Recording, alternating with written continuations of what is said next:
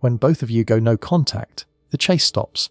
And I know that sounds simple, but it is one of the most emotionally violent shifts your nervous system can experience, because your heart has been trained to believe that love requires movement, effort, explanation, and some form of pursuit. You were the one who kept the connection breathing. You were the one who reopened conversations, softened conflict, and searched for the right words to make closeness feel safe for someone who always treated closeness like a threat. And then it happens. The messages stop, the check-ins stop, the emotional reaching stops, and suddenly the relationship is no longer a running engine. It is a parked car, and the silence is not just silence, it is a mirror, because without the chase, you finally see what was real and what was simply momentum.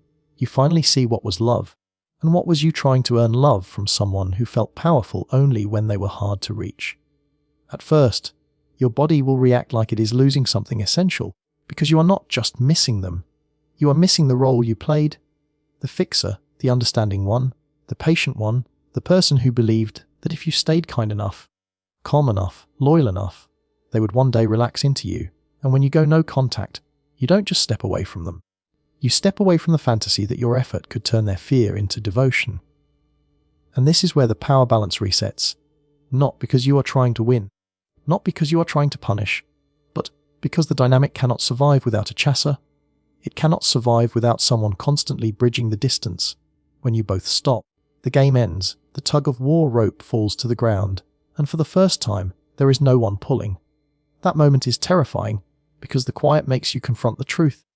That a lot of what you called connection was actually pursuit. That a lot of what you called love was actually anxiety. That a lot of what you called patience was actually self-abandonment dressed up as loyalty. And I am not saying you didn't love them. You did. You loved them deeply. You loved them with softness and sincerity. But love should not require you to chase someone who keeps proving they feel safest when you are the one doing all the emotional lifting. Now let's talk about what happens on their side. Because when both of you go no contact, the avoidant often feels something they mistake as peace. They feel relief. They feel the sudden drop of intensity, and their mind tells them a story that keeps them in control. It says, good, this is better. I needed space. This was too much. I was overwhelmed. But what they are really feeling in the beginning is the absence of pressure, not the absence of feelings. Because pressure and feelings are two different things, and avoidant hearts often confuse them. They call intimacy pressure. They call closeness obligation. They call being seen danger. But here is the shift that changes everything. When you also stay silent, when you also stop chasing, they lose the one thing that made distance feel safe for them, which was the confidence that you would still be there, still reachable, still emotionally available, still holding the door open, because in that old pattern, distance was not a risk. It was a tool. It was a way to reset power, calm their nervous system, and return whenever they wanted to feel your warmth again. Mutual no contact breaks that illusion, because now distance has a cost. Now the door is not automatically unlocked. Now they can't disappear and return to the same version of you, and their nervous system begins to notice something it hates: uncertainty. And uncertainty is the beginning of consequence, because when they can't monitor you, when they can't feel you circling back, when they can't sense your energy waiting, the mind starts to spiral, not always into love first, sometimes into ego, sometimes into curiosity, sometimes into panic disguised as indifference. Thoughts like, why aren't they reaching out? Are they done? Did I finally push them too far? Did they move on? And the reason these thoughts hit so hard is because they expose the truth, that your presence used to be guaranteed, and now it isn't. This is the moment many people misunderstand. They think, good, now they will miss me. Now they will come back. And sometimes they do. But what matters more is what the silence reveals. Because the chase being gone forces their system to face the relationship without the cushion of your effort. It forces them to see that the connection doesn't exist just because you want it. It exists only when two people choose it, show up for it, and protect it. And on your side, something sacred begins to happen. Your nervous system starts to detox. At first it feels like withdrawal, like you are losing your mind, like you need to do something, say something, fix something. But then slowly, you begin to feel a different kind of power, not the power of control, the power of self-respect, the power of not begging for what should be freely given, the power of realizing that silence does not kill you, it reveals you. You begin to remember how much energy you spent trying to be understood by someone who only understood distance. You begin to feel how heavy it was to be the one carrying hope, carrying communication, carrying repair, And in that awareness, you start choosing yourself, not in bitterness, not in hatred, but in clarity, because clarity is what happens when you stop negotiating your worth with someone who keeps you in uncertainty. So yes, when both of you go no contact, the chase stops, and what happens next is not a magic reunion. What happens next is a reset of reality, a reset of power, a reset of the emotional economy of the relationship, because without your chasing, they either rise to meet you with effort, responsibility, and real vulnerability, or they disappear into comfort and call it freedom. And here is the heart-touching truth. If they come back only because the chase ended, they will leave again when the chase returns. But if they come back because they face themselves, because they understood the cost of losing you, because they are willing to do the work of closeness, then and only then does a new story become possible. And if they never come back, it will still be your turning point, because mutual no contact will have given you the gift you begged the relationship to give you: peace, stability, and the chance to stop performing love for someone who treated your devotion like something they could access without earning. So let the chase stop, let the silence stand, let the distance show you what words never could, because the love meant for you will not require you to run after it. And the moment you stop chasing is the moment you stop bleeding. At first, the avoidant often feels relief and control, and I need you to understand this without taking it personally, because their initial calm does not automatically mean they never cared. It usually means their nervous system has finally stopped ringing the alarm. Closeness can feel like a spotlight to them, like pressure, like expectation, like being seen too clearly, and when contact stops, that spotlight turns off, so their body exhales before their heart catches up. They may look fine on the outside, they may even act fine, they may post normally, distract themselves, stay busy, laugh with friends, keep moving, because movement helps them avoid feeling. And if you're the one who loved deeply, this part hurts the most, because you are sitting with the silence while they seem untouched by it. And your mind starts telling you the cruel story that you were nothing, that you were forgettable, that you meant less than you felt, but that story is not the truth. It's your pain trying to make sense of uncertainty. Relief, for them, is often just the absence of emotional intensity. It's not the absence of attachment. It's the absence of demand. It's the absence of having to respond, explain, reassure, or be consistent when consistency feels like a trap, because consistency means responsibility, and responsibility means they might be needed, and being needed can feel like losing control of themselves. So the first phase is control, and control feels good to an avoidant. It feels like safety. It feels like, I'm back in my own space. It feels like, I can breathe, and they will tell themselves they made the right choice. Because if they convince themselves it was the right choice, they don't have to face the possibility that they hurt someone who truly loved them. But the silence does not stay simple, because silence creates space, and space creates time, and time creates reflection, and reflection is where their relief starts to crack. Because when you are no longer there, they don't just lose conversation, they lose the emotional cushion you provided. They lose the warmth that made their life softer. They lose the familiarity of your presence. And at first they may not name it as missing you. They may name it as boredom, restlessness, irritation. Something feels off. And that is how missing begins for someone who has spent years disconnecting from their own feelings. The second phase is when the silence starts to feel like consequence. And consequence is uncomfortable for them. Because avoidant patterns are built on one hidden belief: that distance can always be reversed, that stepping away is temporary, that the other person will stay emotionally parked, waiting, ready, available. But when you don't come back, when you don't chase, when you don't reopen the door, their nervous system begins to realize, this time the distance is real. And that realization does something to them. It doesn't always look romantic. It doesn't always look like a dramatic, I miss you.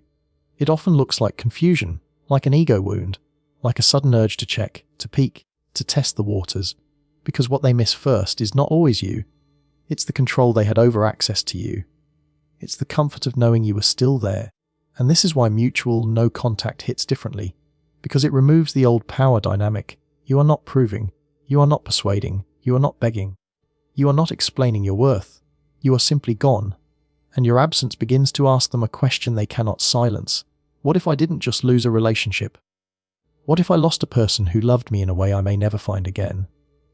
That question is terrifying to an avoidant heart, because it pushes them toward the one place they fear most: accountability. It forces them to look at their own patterns without blaming you, without calling you too emotional, without calling the relationship too intense.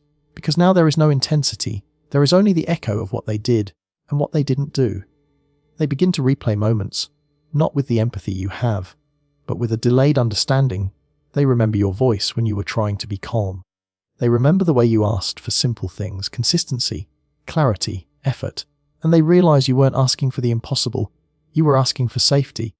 And the tragedy is that you were offering the very safety they claim they want, but they couldn't receive it without feeling exposed. In this stage, they often fight themselves, because the desire to reach out clashes with the fear of closeness. They may type and delete, they may check your profile. They may look for signs that you are still emotionally available. They may tell themselves they don't care, but their attention betrays them, because attention is where attachment hides when words refuse to confess. And here is the part that matters for you, because while you are watching from the distance, your heart might start interpreting their relief as rejection. But relief is not the final chapter, it's the first defense, it's the nervous system saying, I'm safe now. But safety without connection eventually turns into emptiness, because humans are not built to live forever in isolation. Even the most independent heart has a limit. Even the most guarded person eventually wants to be understood, held, chosen. And when the relief fades, what replaces it is a strange mix of grief and pride. They miss you, but they hate needing you. They feel regret, but they fear vulnerability. They want contact, but they don't want to face what contact requires, which is change. So what happens next is the real test. Because some avoidants will reach out only to restore control. They want to know you still care. They want to soothe their discomfort. They want to feel powerful again. And if you respond like the old you, fast, emotional, ready, they relax, not because they're healed, but because the pattern has returned. But if you hold your boundary, if you stay grounded, if you do not chase, if you do not over-explain, something incredible happens. The silence forces truth. It forces them to show whether they can step up with real effort, real humility, and real consistency, or whether they only miss the convenience of your love. And I want you to hear this with your whole chest, because this is where your healing becomes your protection. You are not responsible for turning their fear into courage. You are not responsible for teaching them how to love. You are responsible for honoring your own heart. And if the silence teaches you anything, let it teach you that love should not feel like waiting for someone to stop running. At first they felt relief and control, and that hurt you. But later the silence starts to feel like consequence. And that is where reality finally enters the room. Because the absence of you is not just quiet, it is a message. It says, I am no longer available to be loved halfway. I am no longer reachable for someone who only values me when they feel me slipping away. And if they come back, it must be with a new self, not the same old pattern. And if they don't come back, then the silence becomes the cleanest closure you ever get, because it shows you that what you wanted was a partner, and what they were offering was distance. And you deserve a love that does not require you to vanish to be valued. What happens next depends on one thing, whether you use the silence to heal and rise, instead of waiting to be chosen. Because no contact is not just a pause in communication, it is a crossroads. And at that crossroads you either turn the silence into a sanctuary, or you turn it into a prison. You either let the quiet rebuild you, or you sit inside it like a locked room, staring at the door, hoping they knock, hoping they notice, hoping they miss you enough to come back and make your pain feel worth it. And I know how tempting that hope is, because hope can feel like love's last responsibility. It can feel noble, like if you just wait long enough, the story will redeem itself, the ending will arrive, the person will finally realize, finally soften, finally choose you the way you always chose them. But the most heartbreaking truth is this: waiting to be chosen can slowly teach your nervous system that your life is not yours. It belongs to someone else's readiness. And that is a dangerous lesson to learn, because it makes you forget you are not a background character in your own story.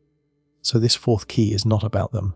It is about you, about what you do when the noise ends, about who you become when you are no longer reacting to their distance, about how you handle the moment your hands are finally off the relationship and back on your own life. Because silence is like a blank page, and you can either write your healing on it, or you can keep rewriting the same old pain. At first, healing doesn't feel like healing. It feels like withdrawal because your body got used to the emotional spikes, the uncertainty, the checking, the overthinking, the maybe today they'll text, the adrenaline of chasing closeness and fearing loss at the same time. Your mind learned to scan for signs. Your heart learned to interpret silence like danger. And when you go no contact, you remove the drug. And withdrawal can feel like panic, like emptiness, like restlessness, like you are losing something vital. But what you are really losing is the habit of abandoning yourself. Because if we are honest, a part of you didn't just love them. A part of you was living for the moment they finally proved you were worth it, and that moment became a future you chased, a future you stayed loyal to, even when the present kept starving you. And no contact is the moment you stop feeding the future at the cost of your present. It is the moment you stop paying for crumbs with your dignity. So you have to decide, will you use this silence to rebuild your self-respect, or will you use it to rehearse your heartbreak? Will you let your days be guided by your growth, or by their absence? Will you keep checking, stalking, hoping, reading meaning into nothing, or will you take your power back in the most radical way possible, by living again? Because the truth is, an avoidant cannot be your teacher if you refuse to learn the lesson. And the lesson is not, how do I make them miss me? The lesson is, how do I stop forgetting myself? The lesson is, why did I stay in a dynamic where my needs had to compete with someone's fear? The lesson is, why did I keep explaining what I deserved instead of requiring it? Using the silence to heal means you stop romanticizing inconsistency, you stop calling anxiety chemistry, you stop calling longing love, you stop calling breadcrumbs hope. You start seeing clearly, and clarity is painful at first, because it kills fantasies. It kills the story where you just needed one more conversation, one more chance, one more perfect message, but clarity also saves your life, because it gives you back your standards. And rising doesn't always look dramatic. Rising can look quiet. It can look like waking up and not checking your phone. It can look like eating properly again, sleeping again, returning to yourself in small steps. It can look like going for a walk when your mind is screaming. It can look like writing down the truth instead of rewriting the fantasy. It can look like choosing friends who remind you of your worth. It can look like learning about your own attachment wounds, not to diagnose them, but to understand why you tolerated what you tolerated. And as you heal, something changes. Your absence stops being a performance. It becomes a boundary with roots. And boundaries with roots don't shake when someone returns with a weak apology or a sweet message. Because when you rise, you stop being easily pulled back into the old dance. You stop mistaking attention for commitment. You stop mistaking words for effort. You stop confusing, I miss you, with, I am ready to show up for you. This is why healing is the ultimate protection. Because if they come back, you will no longer accept the version of them that only wants access, not responsibility. You will not be impressed by the bare minimum. You will not melt at the first sign of warmth. You will not hand them your heart like a reward for finally showing basic human emotion. You will listen, yes, but you will also watch. You will watch for consistency, for humility, for action, for willingness to repair, for emotional maturity that lasts beyond one lonely night. And if they don't come back, you will still win, because you will not have wasted the silence. You will have used it to become someone who can never again be reduced to an option. You will have built a life that does not collapse when someone else is uncertain. You will have learned how to hold your own heart without begging someone else to handle it gently. Because waiting to be chosen keeps you in the old story, but healing writes a new one, a story where love is not something you chase, it is something that meets you, a story where you are not asking for basic respect, you are requiring it, a story where your peace is not dependent on someone else's capacity. So if you are in that silence right now, hear me, don't use it to shrink, don't use it to disappear, don't use it to punish yourself with memories and what-ifs. Use it like a fire, let it burn away the version of you that begged, the version of you that overgave, the version of you that thought being chosen was the only way to feel valuable. Let it forge you into someone who knows this truth in their bones. Love that costs you your self-respect is not love, it is hunger. And one day, whether it's with them or without them, you will look back and realize, the moment both of you went no contact was not the moment you lost them. It was the moment you found yourself. Your absence doesn't just remove conversation, it removes access. And that is the part people don't talk about enough.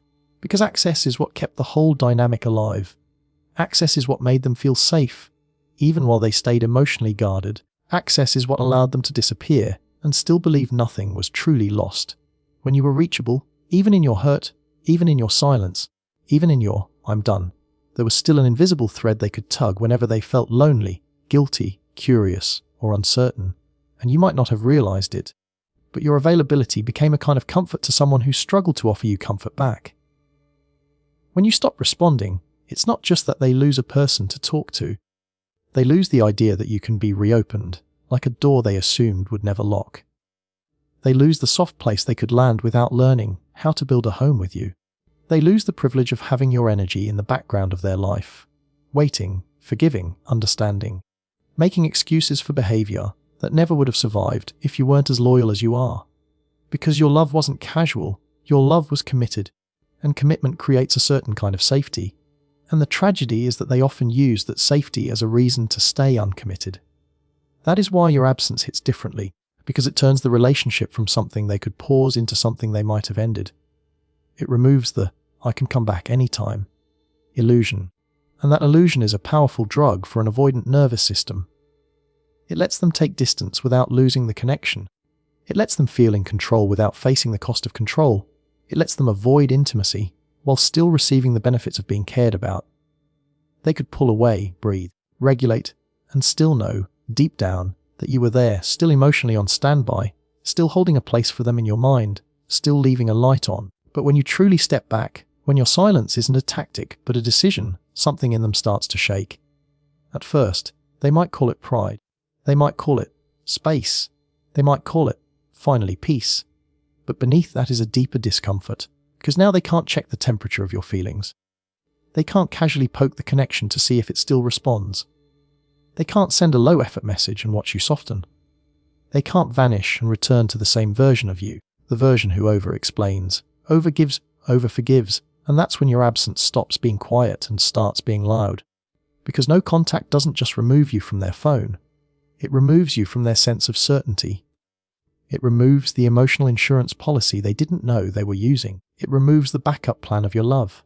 And suddenly, the mind that once found comfort in distance begins to find discomfort in it. Questions show up uninvited. Questions they cannot answer with logic, because logic can't soothe a nervous system that is finally realizing it has lost something safe. What if they're really gone? What if I can't fix this later? What if they stop caring? What if someone else gets the version of them I kept trying to unlock? And this is where it can feel unfair to you, because you might be thinking, why did it take my absence for them to value my presence? Why did it take the door closing for them to notice they were walking out? Why did it take silence for them to hear what I was begging them to understand? And that question can break your heart, because it exposes a painful truth. You were asking for love in a language they weren't fluent in, and you kept translating yourself until you forgot what your own needs sounded like. Your absence removes comfort too, not just for them, but for you, because even when it hurt, even when it was confusing, the connection still gave you something to hold, a hope, a possibility, a future you kept protecting in your mind. And going no contact is the moment you let that go, not because you stopped loving, but because you stopped leaking. You stopped pouring your tenderness into a place that kept evaporating it. You stopped trying to earn access to someone who had full access to you without paying the emotional price of consistency. And the comfort they lose isn't always romantic at first. Sometimes it's the comfort of your predictability, the comfort of your kindness, the comfort of knowing you will respond, the comfort of knowing you care, the comfort of knowing they can be half present and still be held. They miss the way you made them feel important without requiring them to be brave. They miss the way you stayed steady even when they were uncertain. They miss the way you made love feel available, even when they treated love like something they could put on a shelf and return to when it suited them. But as time passes, the illusion collapses further, because they start noticing all the little places you existed in their life. The morning check-ins that grounded them. The warmth they felt after talking to you, even when they never admitted they needed it. The way your presence softened their stress, their loneliness, their emptiness. The way you were the one person who didn't demand perfection, only honesty, only effort, only something real. And that's when the silence becomes more than an absence. It becomes a consequence. It becomes a mirror that reflects what they avoided and what they lost by avoiding it. And you, on your side, begin to understand something that can change everything. Your love is not something people get to access without earning your trust. Your heart is not a customer service desk for emotionally unavailable behavior. Your care is not a free subscription. Your softness is sacred, and your absence is not cruelty. It is the boundary that protects what is precious. Because when you remove access, you remove the option of being half-loved. When you remove comfort, you remove the reward of inconsistency. When you remove the illusion of any time, you force reality to take the place of fantasy. And whether they come back or not, whether they wake up or not, You stop living in the role of the one who keeps the connection alive alone, and you start living in the role of the one who chooses themselves, even when it hurts, even when it's quiet, even when your heart still whispers their name into the dark.